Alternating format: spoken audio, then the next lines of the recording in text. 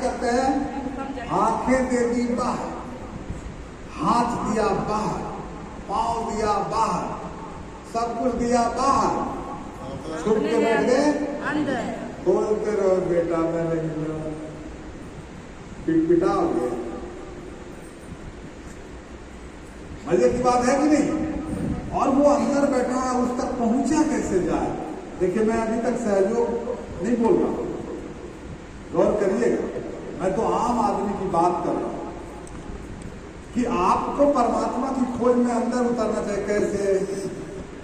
तब फिर इसी का जवाब आता है कि आपको मां की शरण में जाना होगा। क्यों? लोग कहेंगे कि पिता काफी नहीं थे, परम पिता परमेश्वर, अब आप वो माता लगा दिए तो हंसा। क्यों? इसलिए कि जब एक बालक जिसका जन्म होता है, एक माँ और एक पिता, दो शक्तियों से एक बालक का जन्म होता है, और जब वो बालक इस पृथ्वी पर आता है तो उसकी माँ कौन है इसमें किसी को संदेह होता है? हैं? एक बच्चे की कोई माँ है, इस पे किसी को कोई संदेह नहीं है, लेकिन उसका पिता कौन है ये कौन बताता है? माँ बताती है। पिता कौन है ये कौन बताएगा? ये माँ का कार्य है पिता से परिचय कराना। ये लाइन कोई काट सकता है? पिता से परिचय कराना किसका काम? माता का। अब वो माँ कहां से लाए? वो माँ कहां से लाए? जब पिता परम पिता परमेश्वर है तो माता कौन होगी? जगत जननी जगदम्बा, जो सारे जगत की मैया, सारे जगत की माँ जो अम्बा है, उसी जगदम्बा के शरण में जाना है। वो जगदम्बा कहाँ मिलेगी?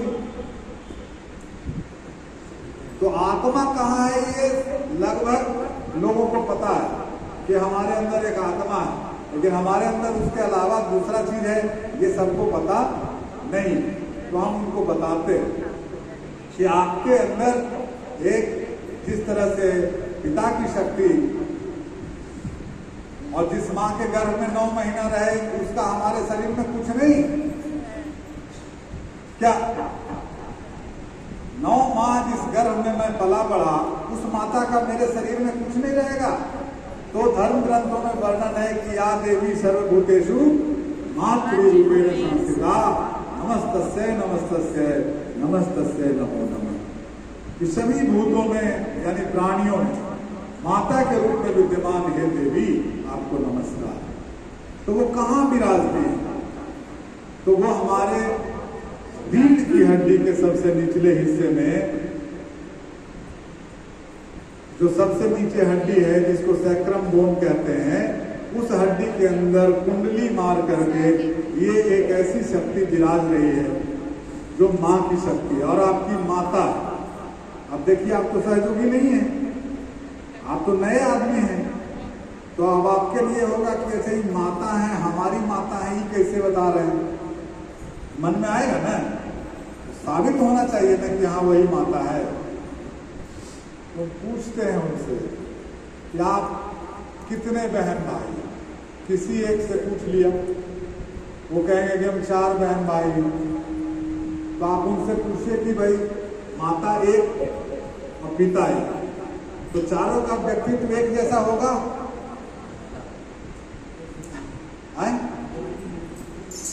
जरूरी नहीं है।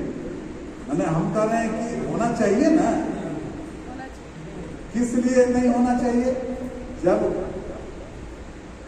अरे आप ये जो ईंट का फ्रेमिंग होता है, जब एक फरमा में एक ईंट छपा जाता है तो सारी ईंटें एक ही जैसी होती हैं, सेम साइज सेम हर चीज।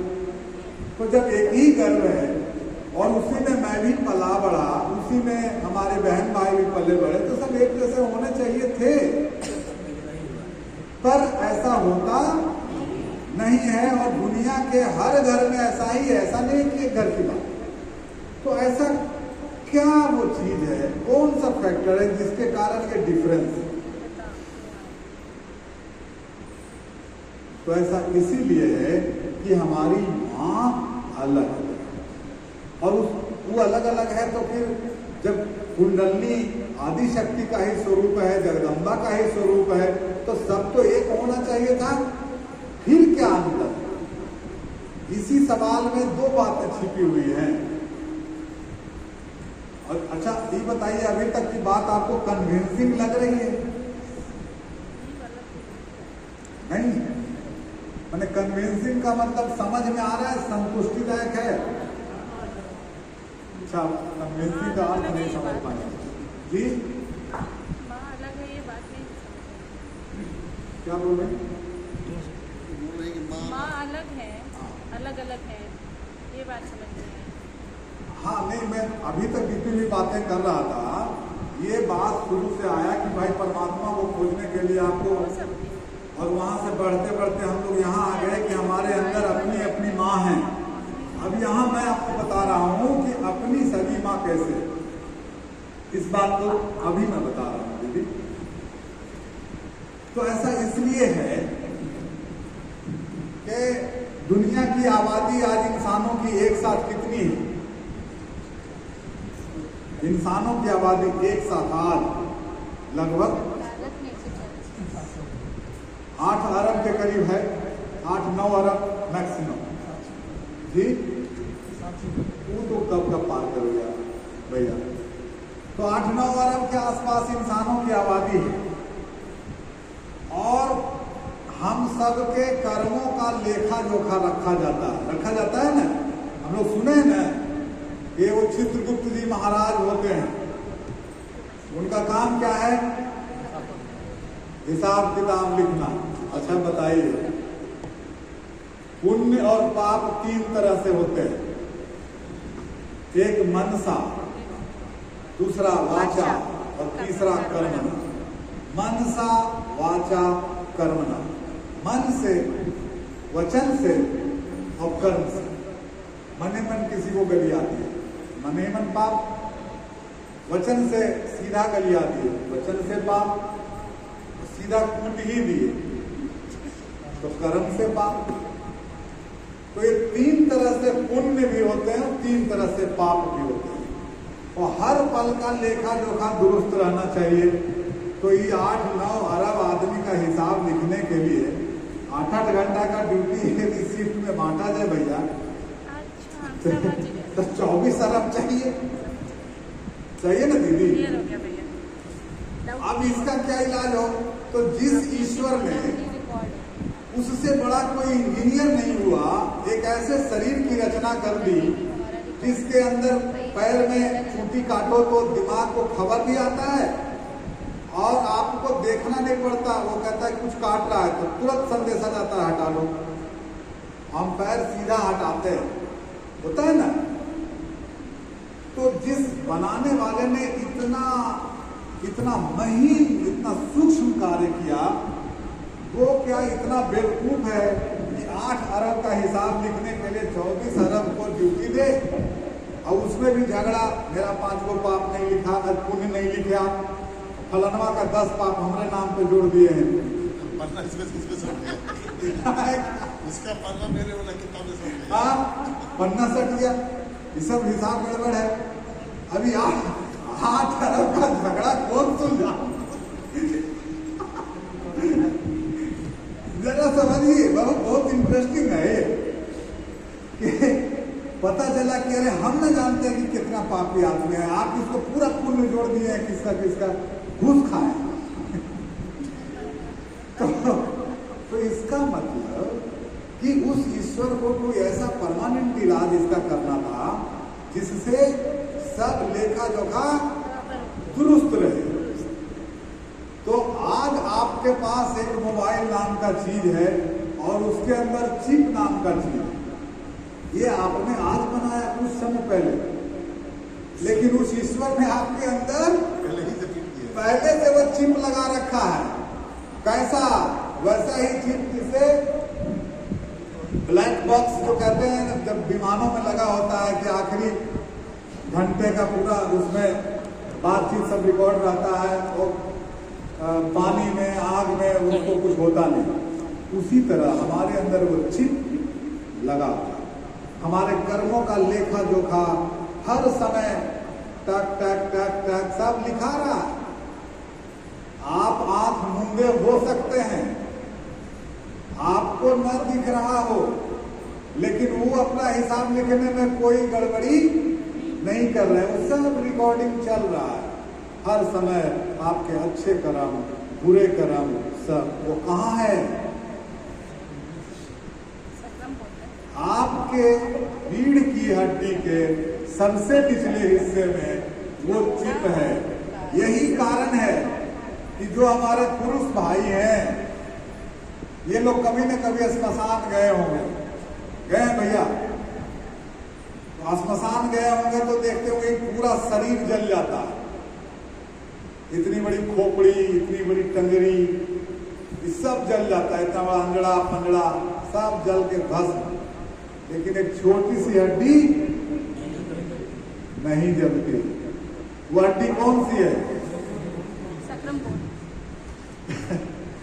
वही है सैक्रम बोन, तो छोटी सी हड्डी जिसके इर्द गिर्द सारे नस नाड़ियां ऐसे बुझ के, और वो जलती नहीं। क्यों नहीं जलती? कुछ तो स्पेशल होगा उसमें। और आप सभी ने, मेरे ख्याल से दीदी ने बताया कि ग्रुप में सब चीज डाला है, और आप लोगों ने निर्मल सुरभि वगैरह में देखा होगा। हम उसका सैक्रम बोन का चित्र दिखाते हैं। मेरा मोबाइल गुम गया है इसलिए अभी मेरे पास नहीं है, मैं आपको नहीं दिखा सकता। दीदी के पास है तो आग्रह है कि जरा मोबाइल का वो जरा एक बार उसको खोलिए और आप देखिए। वो जो हड्डी है सैक्रम बोन जो नहीं जलती, वो स्पेशल है। कैसे? आप उसका फोटो देखिए और आप देखिएगा कि वो हाथी के सिर के जैसा है। मैं अभी ऐसे ही बता दे रहा हूँ, वो तो आप सब सहयोगी हैं, आप आसानी से देख समझ लेंगे। तो वो हड्डी हाथी के सिर के जैसी है, और उसमें दांत भी बायां दायां दोनों तरफ निकल रहा है। वो बिल्कुल हाथी का सिर के जैसा दिखता है। ये जो हमारी रीढ़ की हड्डी जहाँ खत्म होती है, आप हाथ भी लगाएंगे तो कुछ इस तरह से अनुभव होगा, जैसे वो हड्डी कुछ इस तरह से। तो वो गणेश, माने उनसे हम पूछते हैं कि हाथी के सिर वाले किसी को जानते हैं? गणेश जी। अच्छा, आज तक गणेश जी के बारे में जो आपने पढ़ा सुना वो कहानी कि गणेश जी को किसने बनाया है? माता गौरी ने, माता पार्वती ने गणेश की रचना की अपने शरीर के मैल क्या था, उबटन, जो विवाह पूर्व उनको लगाया गया था, उसी उबटन से उससे निकाल करके वो पुतला बनाया और उसको गणेश के रूप में उन्होंने उसकी रचना करी। तो गणेश की रचना की थी माता पार्वती ने, माता गौरी ने। ये हमने सुना है माइथोलॉजी में, आज तक हिंदू धर्मशास्त्र में केवल सुना है। लेकिन आज आपको मैं दिखा रहा हूं टेलीविजन स्क्रीन पे या अपने मोबाइल स्क्रीन पे कि वो हाथी के सिर वाले वो गणेश आपके अंदर आज भी विराजमान है। और इसी हड्डी के अंदर वो माता की शक्ति, बस तुम उधर ही दिखा दो एक बार, और उसको जूम करके दिखा दो कि हाथी के सिर वाले उस जिन्हें गणेश कहते हैं, वो हर एक मानव के शरीर में है। चाहे आप हिंदू हैं कि मुसलमान हैं कि सिख हैं कि ईसाई हैं, आप यहाँ के हैं कि वहाँ के हैं, गोरे हैं कि काले हैं, पढ़े लिखे हैं कि अनपढ़ हैं, इस जाति के हैं कि उस जाति के हैं, आप मानव हैं तो आपके अंदर ये पीछे बुला रहे हैं। तो आप जो अब मेरी ओर ध्यान दीजिए, देख लिया आपने, बाद बाकी आप फुर्सत से देख लीजिएगा मोबाइल में, ऐसे अच्छे से उसको जूम करके देख लीजिएगा। तो वो श्री गणेश आपके अंदर है, और आज तक आप कहानी सुना और मैं आपको दिखा रहा हूं कि वो आपके अंदर है। और आज भी वो गणेश की सुरक्षा में वो माता गौरी विराज रही है, जिसे माता कुंडली कहते हैं। और इसीलिए वो हड्डी पूरी तरह से जल नहीं पाती तब तक, जब तक कि कुंडली भी उसको छोड़ के निकल न जाए। तो ये साफ हो गया कि आपके अंदर माता के रूप में वो स्वयं देवी विराज रही है, उनके शरण में जाना होगा और ये उन्हीं का काम है कि वो यदि जगेंगी तो आपका परिचय परमात्मा से, आपकी आत्मा से कराएंगे और फिर आप परमात्मा तक पहुंच पाएंगे। तो मां की शरण में जाना होगा।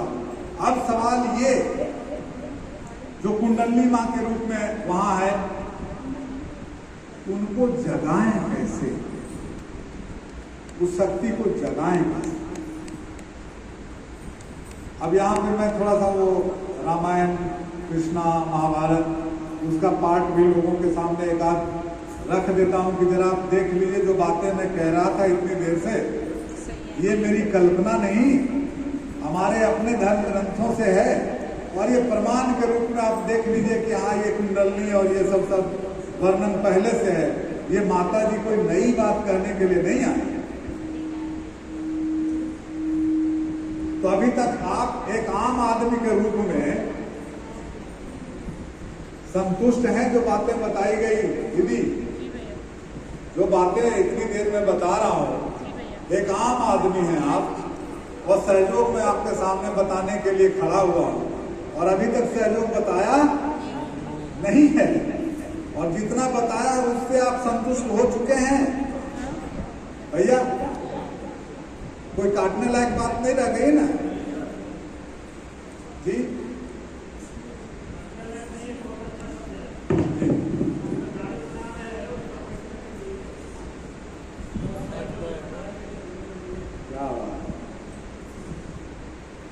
यही खासियत है सहयोग में, एक से एक सब ज्ञानी बंधु भाई बैठे जी।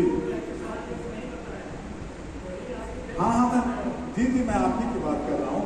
वो समझ रहे हैं कि ये जो स्ट्रक्चर खड़ा किया जा रहा है, इसको मजबूती से नींव बांध के चारों तरफ से इतना दुरुस्त कर दिया जाएगा और उसके बाद जब सहयोग रखा जाएगा तो उतारे नहीं उतरेगा उतरेगा।